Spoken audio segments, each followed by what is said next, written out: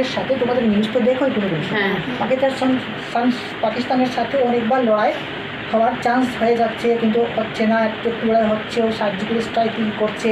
মানে পাকিস্তান আমাদের দেশকে কিচ্ছু করতে পারবে না। কী করতে পারবে না? আর এটা তো তোমরা নিউজ চ্যানেল যদি খুলো, একটু নিউজ পেপার পড়ো, তাহলে বুঝতে পারো যে পাকিস্তানের সামনে ইন্ডিয়া কত মজবুত দেশ না। তো পাকিস্তানের সঙ্গে খাতরা নেই কিন্তু। আর চায়নাও আমাদের দেশকে কিছু এমন বেশি প্রবলেম করবে না, আর খাতরাও নেই। ওদের যেভাবে সেনা আছে, আমাদের যেভাবে সেনা আছে, একটু কম বেশ হয়, কিন্তু মানে চায়না আর পাকিস্তানের সঙ্গে লড়াই করার জন্য ভারত পুরাপুরি ফিট আছে। হ্যাঁ, কিন্তু এখানে এমন একটা দেশ আছে না, যেখানে আমাদের ভারতবর্ষ অনেক বড় বিপদ আসতে পারে। আমাদের ভারতবর্ষ, এই বাংলাদেশ, কে এই বাংলাদেশ। কারণ দেখো, চায়না বর্ডারে আমাদের সবসময় নজর থাকে, সবসময় আমাদের পাকিস্তানের বর্ডারেও নজর থাকে, আর এই দিকে সবসময় আমরা এটাকে কন্ট্রোল করতে পারি। ভারতের সরকারও অনেক মনোযোগ দিয়ে এখানে প্রবেশ থাকে না।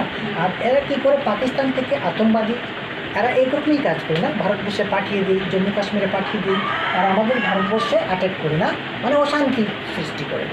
এইভাবে চায়না কিন্তু করে না, অন্য দিক থেকে করে, আর্থিক দিক থেকে অনেক ব্যাপার সিস্টেম আছে। চায়নাও কিন্তু এত খাতারনাক নাই আমাদের দেশের জন্য না।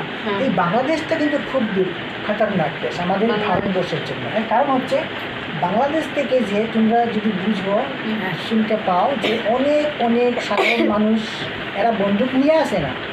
বাংলাদেশ থেকে যখন মানুষ আসে, তখন এটা সাধারণ মানুষের মতোই আসে।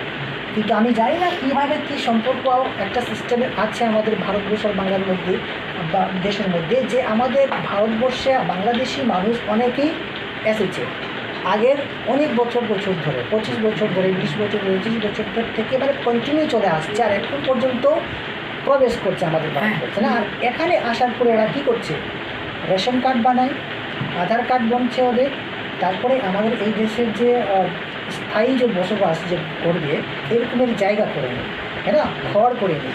আর আমাদের যে ভারতবর্ষের যে জনসংখ্যা আছে না, এই যে একটা বহুসংখ্যক মানুষ রয়েছে, এইরকম বহুসংখ্যক মানুষের জন্য বিপদ হতে পারে। কারণ বাংলাদেশ থেকে যে মানুষগুলো চলে আসছে, এরা এখানে সংখ্যা অনেক বাড়ছে। তারপরে আমাদের দেশকে কী করছে, মানে অনেক জায়গাতে এখন খবর পাওয়া যায় যে আসাম থেকে অনেকেই বাংলাদেশি মানুষকে তাড়না করছে, হ্যাঁ না, এখানকে জায়গা যেটা দখল করে রাখেছে, এটাকে মানে সরকারের আওতায় আনছে, ঠিক আছে না। এরকম অনেক প্রচেষ্টা চলছে, কিন্তু এখন আমি বলছি কতটুকু যে সাকসেস হবে আমাদের দেশ, আর কতটুকু যে কন্ট্রোল করবে, এটা পরের ব্যাপার। কিন্তু সবচেয়ে বিপদ আমি তো বর্তমান সময়ে পাকিস্তান আর চায়নার থেকে সবচেয়ে বিপদ কী দেখছি, বাংলাদেশ। কারণ